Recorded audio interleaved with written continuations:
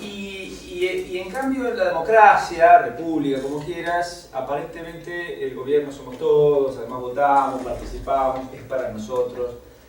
En la medida en que se internaliza esta idea de que somos nosotros y no son ellos, es cierto que uno puede tender a bajar la guardia, ¿no? En el sentido de que sí para nosotros. Para nosotros. O sea, lo que me molesta es que lo administren mal, pero es para nosotros. En cambio, cuando es para ellos, che, pará, no se te está cayendo la mano. Claro. Igual, perdón, pero En todo está. eso es En todo está. un poco una degradación más o menos contemporánea del concepto de democracia, que empezó en parte durante la época del fascismo, cuando Mussolini decía todo dentro del Estado, pero cuando empiezan las democracias seguía estando esa división entre una cosa es el pueblo y otra cosa es el gobierno, que es un administrador al servicio del pueblo. Eso es más una consecuencia de mucha propaganda que se ha hecho durante décadas. Por ahí el que la democracia se habita como es cosa de todos y no somos iguales, pero ahí está el Estado y acá estamos nosotros. Somos todos iguales, pero hay unos más iguales que Sí, otros.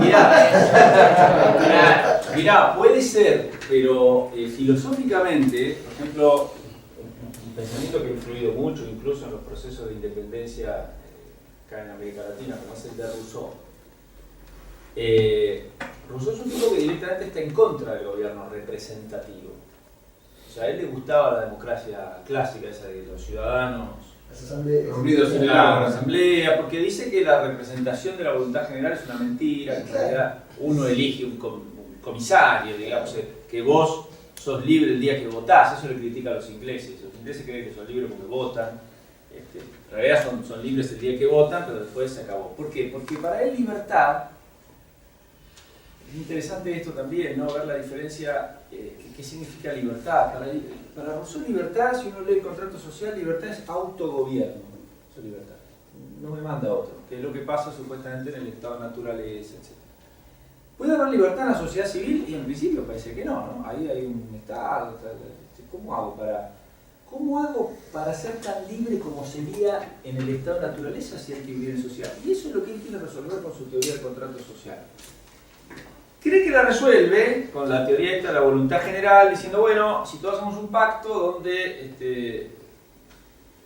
el objeto es que nos comprometemos a hacer propia la voluntad general. Entonces, yo voluntariamente me apropio, asumo la voluntad general. Pero la voluntad general participan todos. No es que idealmente, después hay un problema de escala, si querés, etc. Claro, pero a él le gustaban las escalas chicas. Exacto. En los cantones suizos y Exacto. no más grande que eso. Exacto. Dicen, yo lo leí, que le pidieron que escribió una obra sobre el gobierno de Polonia. Polonia era muy grande, ya no podía hacer esas asambleas y qué sé yo. Y parece que propone como una especie de representación, o sea, más remedio, pero donde los representantes son como mandatarios que no van a deliberar y gobernar en nombre del pueblo, sino que van a casi como alguien que comunica, ¿no? Che, vos vas de parte nuestra, esto vas a decir, casi como mandar una carta, digamos, ¿no? No es que si no lo haces, una cosa así. Claro. Pero es cierto que él sí, le gustaba esta cosa de escala chica. Ahora, los autores son siempre más complejos en sí mismos y yo no soy especialista en ninguno. Lo que tomamos es qué tipo de sistema puede inspirar cada uno de esos autores, cómo ha sido leído. Si nosotros miramos desde acá, por ejemplo, bueno, Bastiat normalmente lo pone enfrente a Rousseau, dice, estos son lo que dicen los rusonianos, que la propiedad no es un derecho, sino que es una creación de la ley. Y de ahí deriva ¿qué cosa? Un sistema donde el legislador, el gobierno es omnipotente, porque puede crear y deshacer derechos, es decir, se acabó la persona, su libertad, se acabó todo. O sea, si la propiedad no es un derecho natural, para llamarlo de alguna manera, el gobierno es omnipotente. Y eso lo dice Bastiat. Entre nosotros, tampoco lo quería mucho a Rousseau, a Alberti. Hay un famoso discurso, está muy bueno, que se llama La omnipotencia del Estado. Donde él dice, bueno, estas ideas, ¿no es cierto?, que contribuyeron a la idea de que el Estado se tiene que ocupar de todo, ¿sí?, es omnipotente. ¿Y cuál es la otra cara del Estado omnipotente? Que la libertad individual no existe. De hecho, el título de esa conferencia de Alberti es la omnipotencia del Estado es la negación de la libertad individual. Y ahí critica la influencia de Rousseau, las ideas de nombre y apellido. A través, dice, de su corifeo, el doctor Moreno, porque fue Mariano Moreno el que tradujo el contrato social. Entonces, bien, sobre la ética y el liberalismo. Bueno, unas palabras, a ver, ¿dónde la tengo acá? Creo que había traído alguna hojita. Unas palabras sobre Rand y su ética del capitalismo. Ya que no tengo esto, pero acá está. Man's Rights, etc. Muy bien. Bueno, Ayn Rand es una filósofa rusa, digamos, después se estableció en Norteamérica, muy afín y defensora de las ideas económicas de Mises, pero que ha desarrollado, ha enfatizado sobre la importancia de la filosofía, de la ética, de los fundamentos racionales para la ética, que uno no se puede quedar con argumentos utilitarios, etcétera, etcétera, porque si no, como que los sistemas no se sostienen. Incluso Rand dice más o menos que para qué sirve la filosofía es para vivir, ¿no? Para vivir en la tierra, en el mundo real. Bueno, ella, en fin, yo no puedo evitar un poco, habiendo estudiado filosofía, pero no siendo filósofo ni dedicarme a estas cosas, como ya saben ustedes,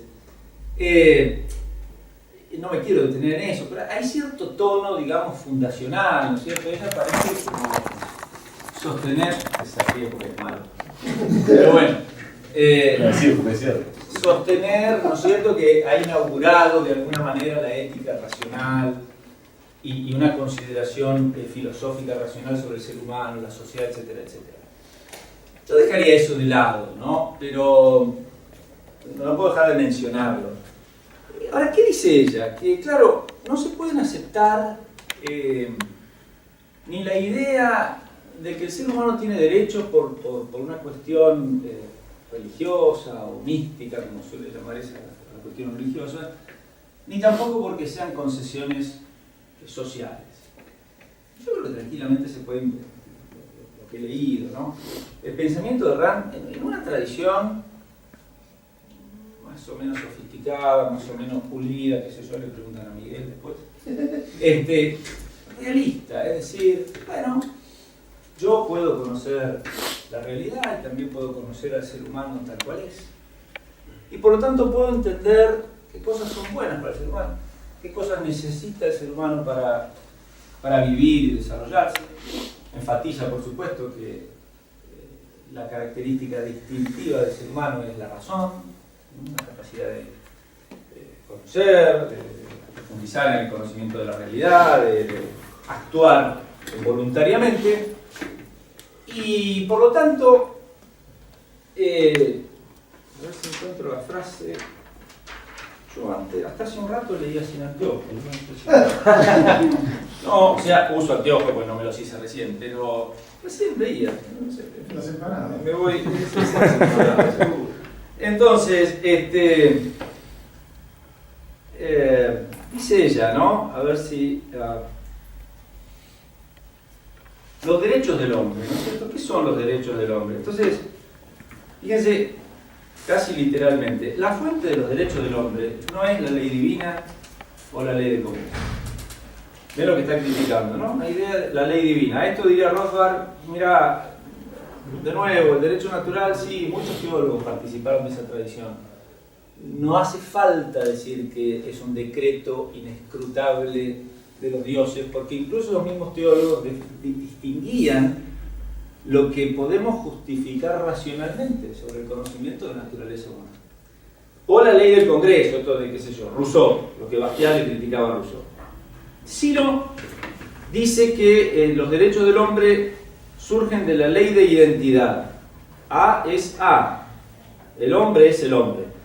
Esto también lo dejaría, digamos, esto no es un curso de filosofía, pero esta ley de identidad El principio es el de no contradicción que ella también trae. Decir que el hombre es el hombre no significa nada, pero como no está Rand para defenderse acá, lo vamos a dejar. Esto sí lo que sí tiene sentido, lo que se dice, los derechos son condiciones de existencia requeridas por la naturaleza del hombre para su propia supervivencia. ¿Qué son los derechos? De nuevo, condiciones de existencia requeridas por la naturaleza del hombre, o sea, el hombre es como es, y para sobrevivir requiere ciertas condiciones. Esas condiciones son poder usar su razón, vivir libremente, apropiarse de cosas. La propiedad obviamente es un derecho fundamental, entendido, yo creo que puede ser tranquilamente entendido en la tradición de Bastiat. Puede haber matices después, es decir, qué significa apropiarse, ¿no? Etcétera. A mí siempre me da la sensación de que ella se basó mucho en Bastiat. Ella no tiene la costumbre de poner pie de página en ningún lado. Pero yo muchas de las cosas que ella la veo muy parecida a la que... Lo mismo Mises, que un par de veces lo cita Bastiat. Lo cita. Sí, un par de veces lo cita. Pero ella no lo cita. Pero ¿qué hace con Kant? Hay momentos donde está usando todo el sistema de la crítica kantiana y nada, no parece citado, pero en el caso de Mises era porque era como el sistema de conocimiento de su época, se formó en el neocantismo, lo entiendo, pero Rand no se formó en Bastiat. O sea, no era la época de Bastiat, y tampoco era la época de Aristóteles, que en realidad lo que hace es medio... No, porque hay cosas que vale la pena que es esta, es decir. Entonces, de nuevo, fíjense, cito un poquito, ¿no? Dice, si el hombre debe vivir sobre la tierra, tiene que ser un derecho para él usar su mente.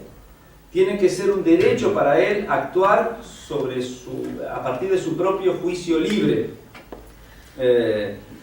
Tiene que ser un derecho obrar por sus propios valores y poder quedarse con el producto de su trabajo. Es decir, si el ser humano tiene que vivir sobre la tierra, requiere estas cosas. Y esos son sus derechos, lo que necesita para vivir. Ahora, ¿por qué el ser humano necesita para vivir ser libre? Porque es así. Incluso podríamos decir lo que yo decía antes, ¿no? Que uno de los sentidos de libertad, que no estamos profundizando acá, es el sentido de libre albedrío. Es decir, el ser humano, la libertad, acá libertad no es la libertad, es decir, el ser humano es alguien que actúa con voluntad deliberada. Entonces, requiere, ¿no? Para llevar adelante una vida humana, esos son derechos, requisitos para vivir según la propia naturaleza del ser humano. Si la vida sobre la tierra es su propósito, entonces tiene el derecho a vivir como un ser racional. La naturaleza le prohíbe ser irracional. ¿En qué sentido se lo prohíbe? Que si es irracional no puede vivir sobre la tierra, ¿no? Entonces, ¿qué es violar los derechos del hombre? Obligarlo a actuar contra su propio juicio, expropiarlo de sus valores. ¿Y eso cómo se puede hacer? No, básicamente por medio de la fuerza física. ¿Qué es violar los derechos del hombre? Quitarle esto que decíamos que son requisitos para empezar.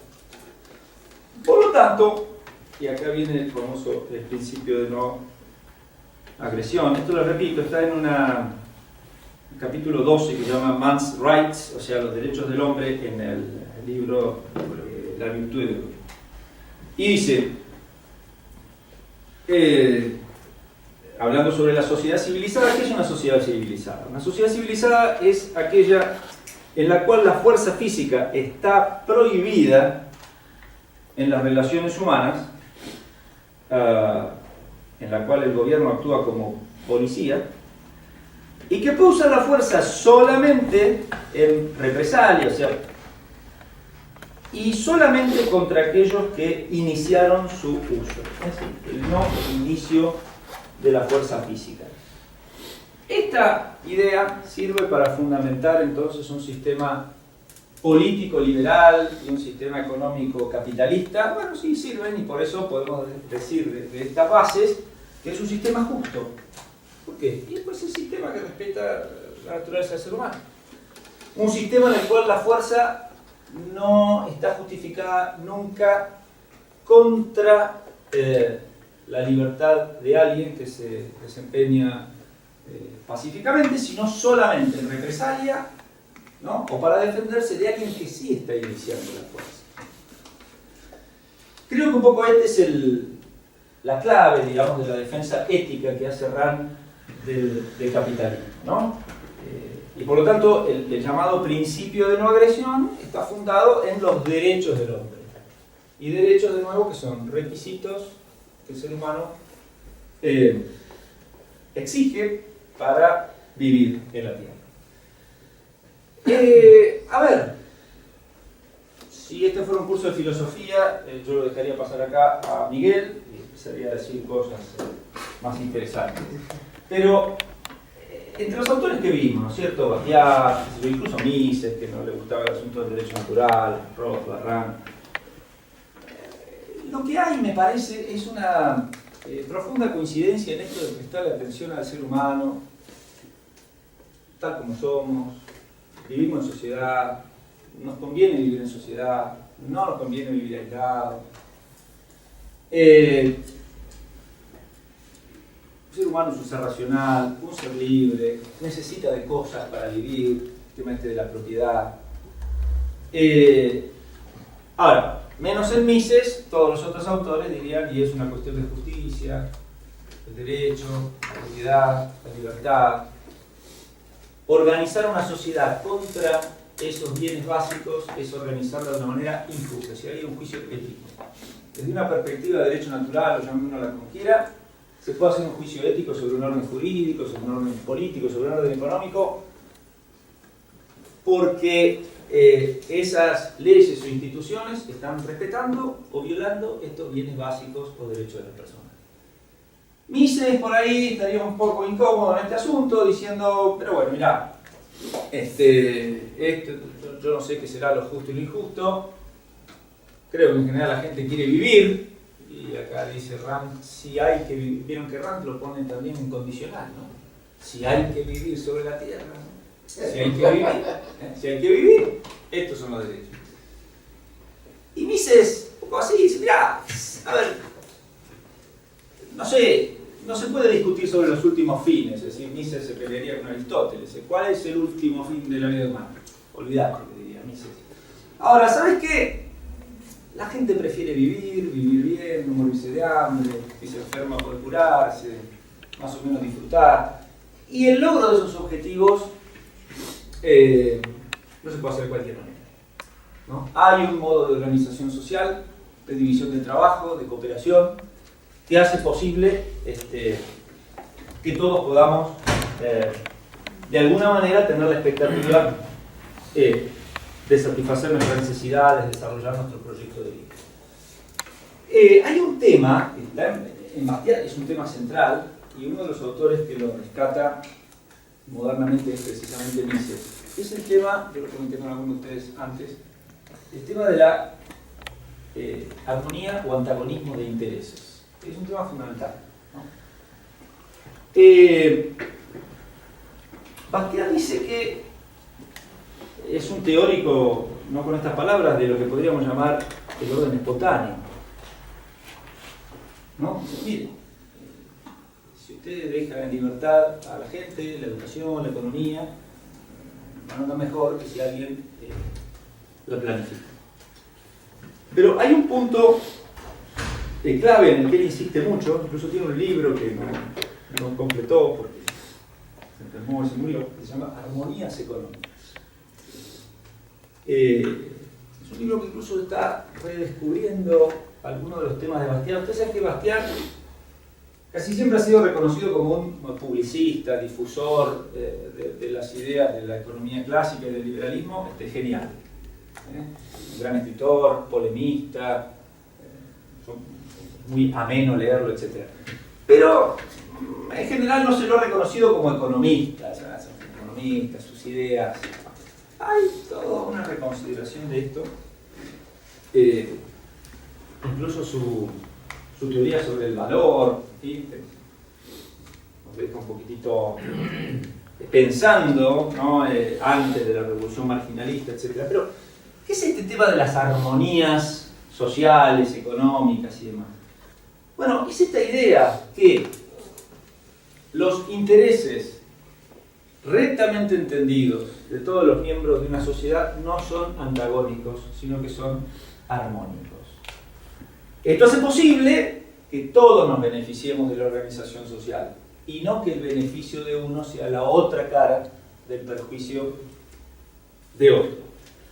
Dice Bastiat que esta idea de la armonía de intereses es algo que la economía política encuentra estudiando al ser humano, estudiando el intercambio, estudiando la dinámica de la sociedad. No algo que postula así a priorísticamente, ¿no?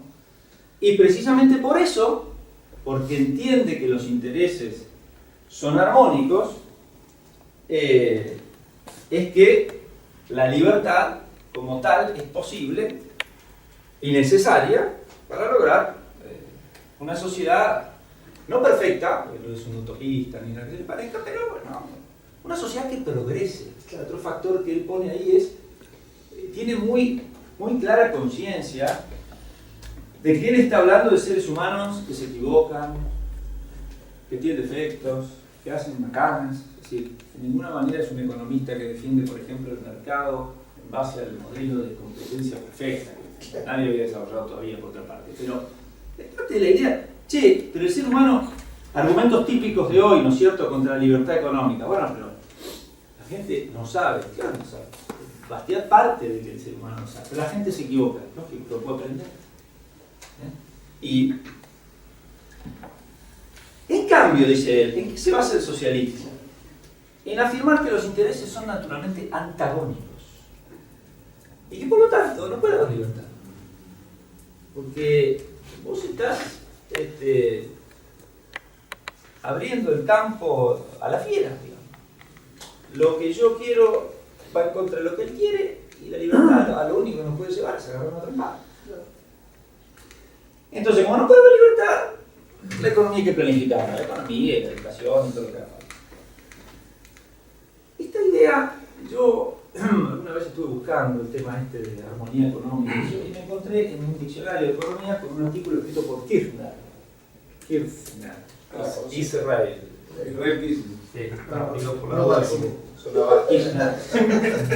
Nada que ver. Y él señalaba ahí que este tema de la armonía económica, por supuesto Bastiat fue uno de los, pero era un tema, digamos, de los economistas clásicos, pero fue una especie de campeón de la armonía económica, y que no ha sido retomado prácticamente a pesar de todo el desarrollo de la teoría, digamos, económica sobre el orden espontáneo y demás, y que el que lo menciona es precisamente Mises, ¿no?, en la acción humana, en un apartado armonía y conflicto de intereses, donde él, en términos praxeológicos, digamos, utilitarios, señala que los intereses rectamente entendidos son armónicos y por lo tanto el mercado, el capitalismo no le exige a nadie que sacrifique sus propios intereses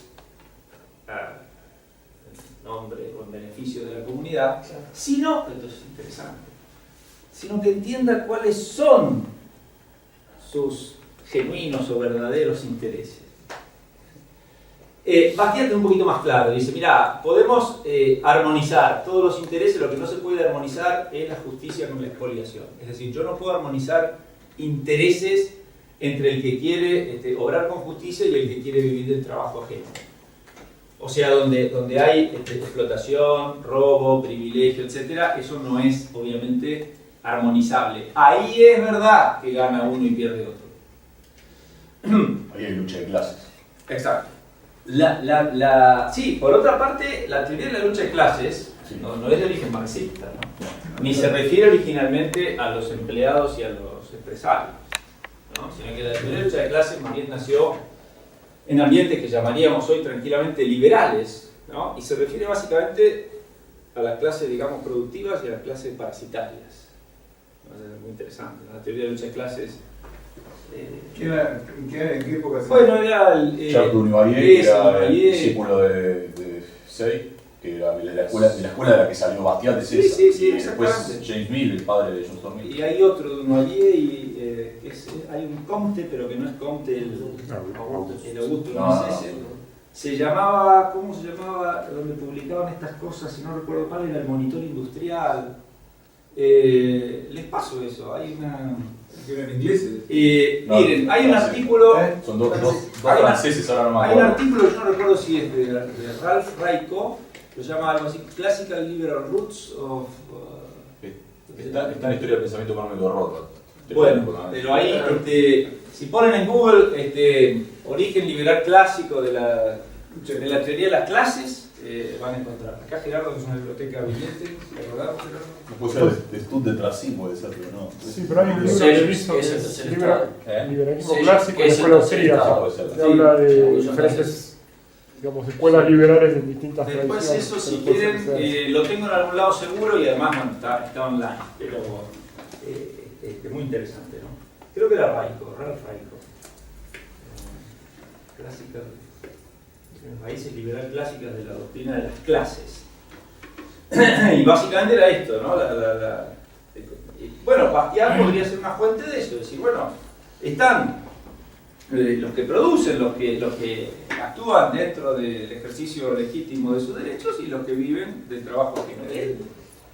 Él lo que pasa es que dice que de dónde viene esta especie de tendencia casi inevitable de la humanidad de querer explotar al vecino, que se dice, pues bueno, que la naturaleza de alguna manera ha puesto a los seres humanos ante la disyuntiva de aceptar o la pena del trabajo o el sufrimiento de la privación.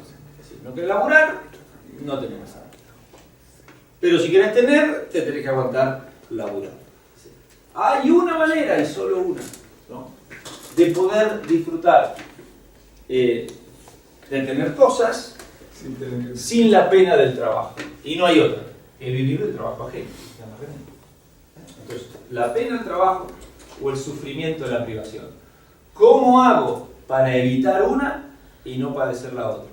Vivir del trabajo. De esta tendencia y que va a ser desgraciada en la historia de la humanidad. Pero que ahora se perfecciona de mil maneras a través de la ley, como dijimos, ¿no? Y entonces, Bastiat es un gran crítico, digamos, es un gran analista de lo que hoy se llamarían lobbies y crony, capitalismo y el rentismo, etcétera, etcétera. Todo eso es genial. Bien, una última cosa que quería decir entonces sobre esto sería lo siguiente, ¿no? Para volver a Bastiat y cerrar, empezamos con él y terminamos con él y después dejamos la última para el tema particular. Pero a ver, él tiene un escrito que se llama Dos Morales. Fuentes, no me acuerdo cuál es. Dos Morales.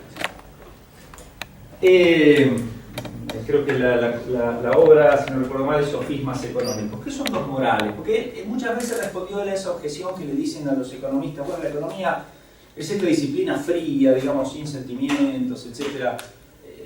Y ojo, esto hay que tenerlo en cuenta, por eso me parece un autor actual, ¿no? ¿Por qué muchas veces atrae el socialismo?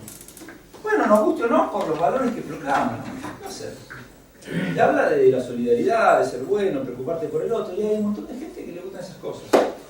Lo digo así neutramente, a mí también. Entonces la acusación de la economía, claro, fíjense, ¿qué dice uno? Bueno, cada cual hace lo que quiere, no te metas con el otro. No. ¿Este es el ideal de vida? No, señor, ese no es el ideal de vida, ese es el límite de la ley. Ese es el límite de la ley. La sociedad es más que la ley. Entonces él tiene ese libro, un artículo que se llama Dos Morales. Dice, miren, podemos, nosotros en este sistema donde uno quiere vivir del otro, en esta historia de la expoliación, que a veces parece la historia de la humanidad, tenemos el victimario y la víctima. Entonces la moral, la ética, para evitar la injusticia, puede hacer dos cosas, o dirigirse al que la comete o al que la padece. Al que la comete, ¿Qué le podemos decir? Sea bueno. O sea, ¿cómo hacemos para que no se cometan injusticias? Bueno, y él dice, acá puede surgir un sistema moral, él la llama la moral filosófica o religiosa, y describe una cosa casi poética, ¿no? Dice la nobleza de ciertas acciones, la generosidad, la virtud, la renuncia a los propios intereses, que no se enoje Ram, ¿no es cierto? Bastiat no quería sacrificarse a Moloch de la sociedad, etc. Pero describe casi como una cosa poética, ¿no? Y la verdad que en lugar de insistir en el bien al modo aristotélico, parece describir esa moral filosófica o religiosa que él dice que es superior y sublime, etc., casi como una cuestión estética. Y me parece interesante, ¿no? Hay algo de bello en la bondad moral. Pero entonces él dice, bueno, esto, qué sé yo, es medio ineficaz. Esa moral es sublime. En cambio, hay otro sistema de moral, si me permite, dice, la vamos a llamar utilitaria o económica, que se dirige a las víctimas, ¿no? Para ilustrarlas, para explicarles, ¿no? Que hay cosas que las están perjudicando.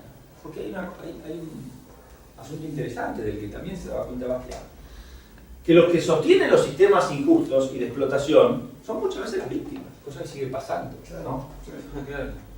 Claro, son los pobres los que defienden, no sé, el proteccionismo comercial. No, defendamos la industria nacional, flaco, no te para comer. Pero, ¿qué sabe el pobre hombre? Entonces dice Bastiat, ¿qué es la ética esta utilitaria? Y básicamente esto, explicarle a la gente la economía, decir, che, mira, te están embromando. ¿Por qué? Tenés que entender esto. Entonces él creía que esto de obrar de una manera, o sea, de convencer a la gente que hay que obrar de una manera porque es lo mejor, como si uno dijera, mira, no robemos, respetemos la ley, qué sé yo, porque es lo que nos conviene. Quizá no es lo más noble y lo más sublime, pero bueno, puede ser más eficaz.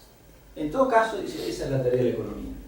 Instruir a las víctimas, a los incautos, ¿no es cierto? Que muchas veces no se dan cuenta, que de una manera más o menos sutil los están robando, están cometiendo injusticias contra ellos, etc. Y de todas maneras que los predicadores y quien sea se dirijan, ¿no?, a reformar el corazón del hombre y a que los que se portan mal y que son explotadores y que ellos cambien. En todo caso, y acá viene lo interesante, una cosa no contradice la otra. Es decir, finalmente, por motivos de sublimidad moral o por motivos de utilidad económica, lo que conviene coincide. Es decir, la justicia termina siendo lo justo y lo conveniente. Entonces, esta es una idea, me parece muy potente para pensar y para desarrollar, ¿no?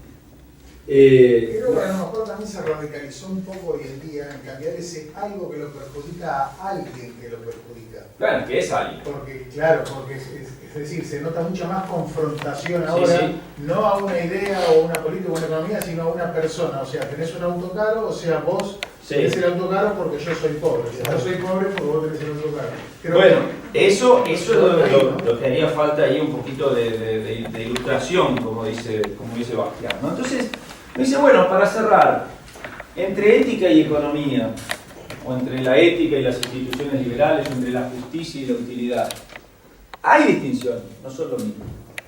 Pero no hay que tratar de encontrar una distinción donde en algún punto se contradigan. Como decía Mises, esto de la ética a priori, que dicen que se haga justicia aunque perezca el mundo. La verdad que no. Pero en la mejor tradición del derecho natural jamás se ha dicho eso. Siempre lo bueno es lo conforme con la naturaleza humana. Después podemos discutir qué cosa es buena, qué cosa es inmoral. Pero el punto de partida es ese, es decir, tenemos un lenguaje común para hablar. Si el hombre tiende a, no, yo no creo, bueno, pero tenemos un lenguaje común, estamos prestando atención al ser humano, a su condición, a su naturaleza, a sus necesidades, y lo que es bueno no es una cosa arbitraria, sino que lo de natural en derecho natural no se refiere a los pajaritos o al viento, se refiere en todo caso a la naturaleza humana. En todo lo problemático que puede ser ese concepto en la filosofía. Pero quiere decir cómo el ser humano es. No hay manera de hablar de un bien para el ser humano desconectado de lo que el ser humano es. De la misma manera que una buena planta dependerá de lo que es esa planta. Es decir, que es una planta, no sé, que es un rosal perfecto, si se puede hablar así. Y bueno, es eso. La altura, yo no puedo decir que un rosal perfecto tenga 50 metros, creo que tanto no crecen los rosales, etc. Es decir, es según la naturaleza. No sale el bien para algo de otro lado que no sea su propio modo de ser. Entonces, ven, entre lo que es útil y lo que es bueno, que se distinguen, la distinción no significa que debamos encontrar o admitir contradicción práctica. Bueno, mirá, lo útil y lo bueno se distinguen y por lo tanto, acá hago algo bueno que es perjudicial y acá hago algo útil pero que es malo.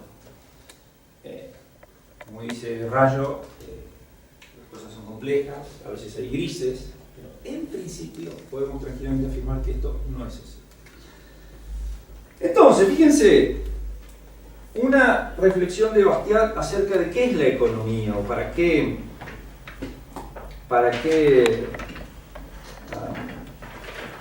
la función de la economía. Él dice que en el dominio de la economía la hace hablar a la economía. Dice, en mi dominio hay mucho por aprender y poco por hacer. Es una idea también muy potente. Hoy en día, es lo que llaman a los economistas, ¿y qué hay que hacer? ¿Qué hay que hacer? ¿Qué hay que hacer? La verdad que la idea clásica de la economía era más bien de un estudio de la sociedad. Se trataba de entender de qué se trata, y poco por hacer. ¿Pero por qué hay poco por hacer? Porque nos damos cuenta, esto, de las armonías de intereses, y que, dado un sistema de libertad, o sea, de respeto por lo que el ser humano es, esas son las condiciones para el progreso. O sea, que la libertad bien entendida es una condición para el progreso. La economía entonces no tiene nada que ver con una ingeniería social, con una ciencia que te dice cómo hay que planificar, qué deberíamos producir en la Argentina, cosas así. No es para prever, sino para entender cómo funciona la interacción humana. Claro, por ejemplo, uno puede preguntar a la economía qué es el dinero y cuál fue su origen. El dinero no es un invento de ningún economista, ¿cierto? Tengo una duda, y por ejemplo, un liberal vería mal, por ejemplo, un rescate bancario, o sea, aunque el resultado final sea como utilitariamente mejor que si no se bueno, yo la respuesta rápida sería sí. Lo que pasa es que también estamos dentro de un sistema que veríamos mal antes que se produzca el rescate bancario, etc. Sí, hay mucha ambigüedad respecto a ese tema. Debería ser mucho más, para entender la respuesta de los liberales, debería ser mucho más en contra de ese tipo de medidas. Sí. Generalmente no es el caso. No es el caso. No es que No es No el es caso. el caso. No, hay muchas cosas, por eso digo, cuando uno se pregunta por qué el liberalismo a veces tiene la imagen que tiene, bueno, tenemos que pensar a veces esas cosas. Esa acción. Lo mismo, cuando- lo mismo, qué sé yo, a ver, cosas que confunden, ¿no? A los que critican el capitalismo les decimos, mira, esta es la línea de la esperanza de vida, por ejemplo, toda la historia de la humanidad, 1800, qué sé yo. El palo de Hawking. Claro, y la pobreza, toda la historia de la humanidad, 1800. Bueno. Después viene uno y dice, che, pero en el mundo pasa tal cosa. No, bueno, porque el capitalismo no existe acá. Si está el intervencionismo, la regulación del Estado por todas partes. Pero entonces, ¿qué quedamos? Y esto es gracias al capitalismo, gracias al Estado, etc. Y la verdad que están las dos cosas. Lo que pasa es que hay que ver cómo uno es capaz de distinguir y fundamentar lo que es a causa de y a pesar de. Sí, es a pesar del Estado, Bueno. no por el Estado. Sí, Y esto es lo pero que no ¿cuántas sabe- respuestas del tipo, mira, como Eh. si no tuviera... A ver, este dibujo y nada más es que no tenemos nada que decir del mundo en el que vivimos. Vivimos en el mejor de los mundos, liberal, capitalista, etc. Y todos nosotros sabemos que cuando nos reunimos vivimos en el, no digo en el peor de los mundos, porque eso está. Muy alejado de... Pero claro, Pero si no nos hubieran dejado tranquilos, esa curva hubiera sido Bueno. pasando el techo. bien, entonces, si me parece, un par de cositas más. Fíjense, primero, en ese texto que se llamaba Justicia y Fraternidad, al final hay el editor puso unas palabras del propio Bastiat que dice que el autor lo escribió en un álbum de autógrafos que se dio a la Sociedad de Gente de Letras, qué sé yo, y el tipo dice, che, esto lo voy a poner como nota al pie al final. Y él dice lo siguiente, sobre este tema de la justicia, la fraternidad,